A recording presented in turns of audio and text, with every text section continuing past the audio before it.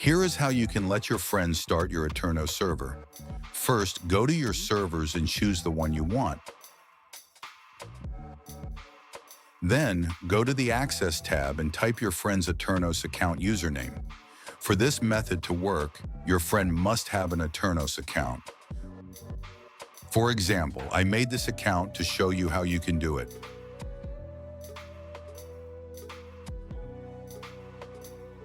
Click on Add, then check Start and Start, /Stop in Console, and click on Save.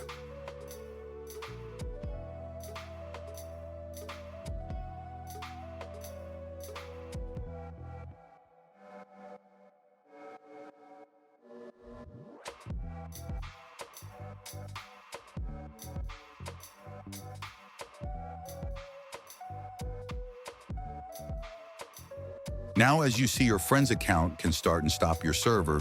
Don't forget to like and subscribe to the channel.